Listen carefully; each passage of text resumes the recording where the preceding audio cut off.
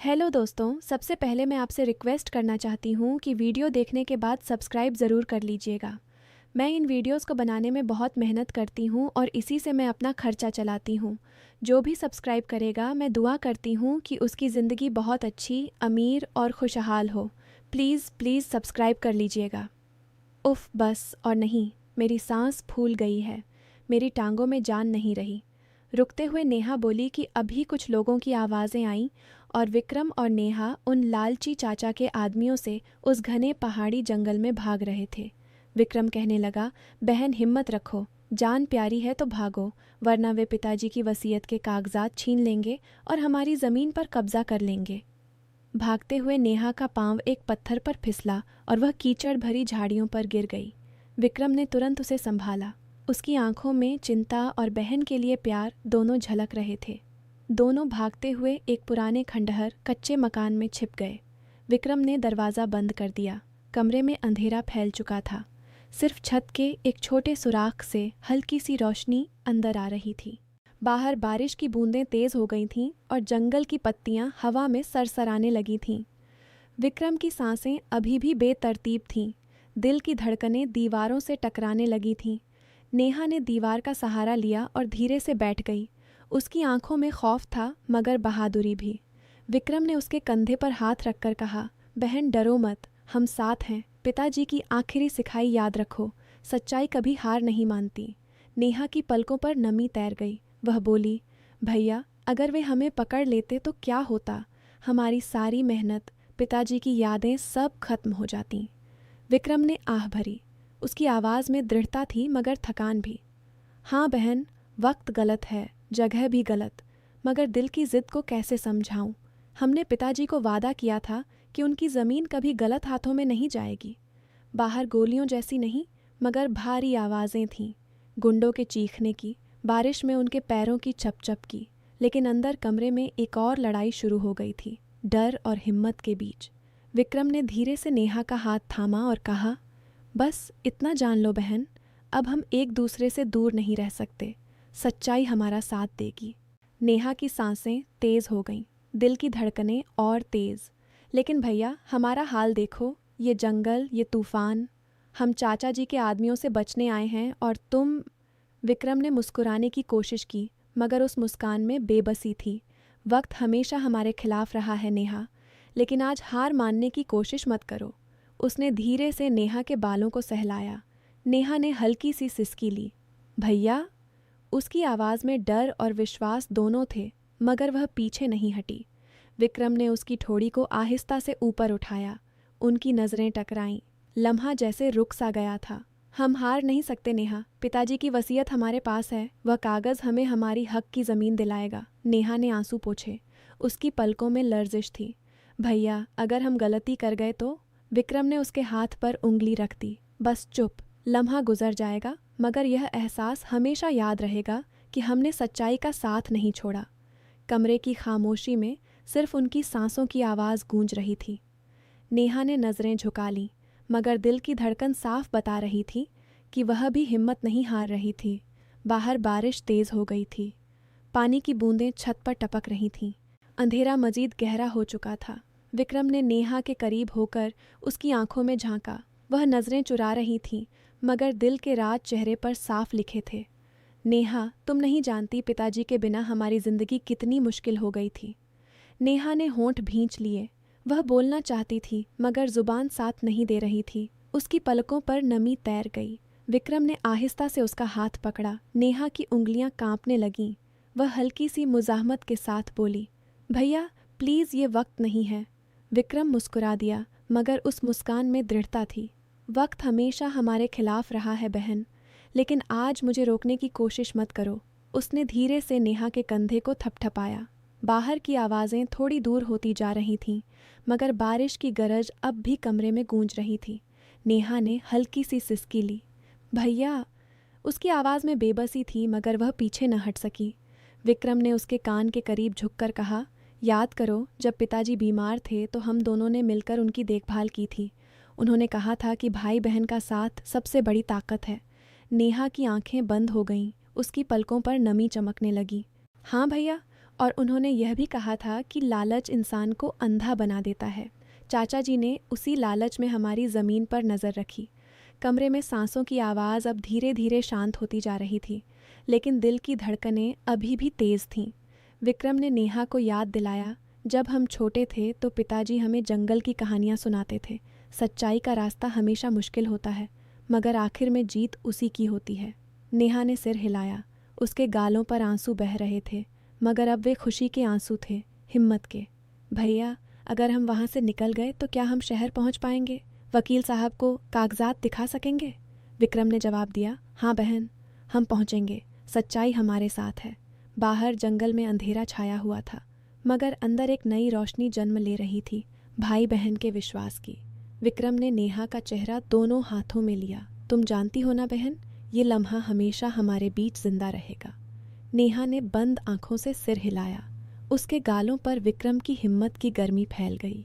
नेहा का जिस्म डर से कांप रहा था, मगर उसके होठों से अब कोई इनकार नहीं निकला। भैया, विक्रम ने सरगोशी की, मुझे खुद से दूर मत करना, हम एक परिवार हैं। विक्रम के बाजू और मजबूत हो गए। उसने नेहा को इस तरह सहारा दिया जैसे दुनिया से छिपा रहा हो। नेहा का दिल तेजी से धड़क रहा था। विक्रम ने उसके कान के करीब झुककर कहा, हिम्मत करो। नेहा ने लज्जा भरी सांस के साथ जवाब दिया, हमेशा से करती हूँ भैया। उनकी बातें जारी रहीं घंटों तक। कमरे की दीवारें, फर्श, हर कोना उनके संवाद का गवाह बन गया। विक्रम ने नेहा को पिताजी की पुरानी कहानी सुनाई, कैसे एक सच्चे इंसान ने लालच के सामने झुकने से इनकार कर दिया और आखिरकार जीत गया। नेहा ने भी याद किया जब चाचा जी ने पहली बार पिताजी की बीमारी का फ़ायदा उठाकर ज़मीन के कागज़ मांगे थे। हमने मना कर दिया था, अब भी मना करेंगे। उनकी सांसें एक दूसरे में तालमेल बिठाने लगीं। वक्त जैसे ठहर गया था, सिर्फ परिवार की एकता और सच्चाई की शिद्दत बाकी थी। बाहर बारिश थमने लगी थी, लेकिन अंदर की खामोशी अब उनके संकल्प से भर गई थी। विक्रम ने कहा, बहन, सुबह होते ही हमें निकलना होगा। शहर दूर है, मगर रास्ता सच्चाई का है। नेहा ने सिर हिलाया। उसके होठों पर कमज़ोर मुस्कान उभरी। हाँ भैया, हम जीतेंगे। कमरे का अंधेरा अब उनकी उम्मीद की रोशनी में बदल रहा था। नेहा की पलकों पर नमी थी, मगर लबों पर एक सुकून भरी मुस्कान। उसने गले में कहा, भैया, आपका सहारा है तो मैं कुछ भी कर सकती हूँ। विक्रम ने जवाब दिया, और तेरा विश्वास मेरी ताकत है बहन। लम्हे गुजर रहे थे, मगर उनकी हिम्मत बढ़ती जा रही थी। दोनों एक दूसरे के सहारे में मजबूत होते जा रहे थे। सच्चाई की आग ने डर को जला डाला। आखिरकार थककर नेहा विक्रम के कंधे पर सिर रखकर बैठ गई। उसकी आंखों में नमी और विश्वास दोनों थे। विक्रम ने उसके बाल सहलाए और कहा, अब हम एक हैं। नेहा ने सिर उठाकर उसे देखा। क्या वाकई यह सब सच है भैया? विक्रम ने मुस्कुराकर कहा, हाँ, ये ख्वाब नहीं, ये हमारी हकीकत है। बाहर हवा तेज़ हो रही थी। बारिश के कतरे छत पर टपकने लगे थे, मगर अंदर का कमरा परिवार की एकता के मौसम से लबरेज था। दोनों एक दूसरे का सहारा बनकर बैठे रहे।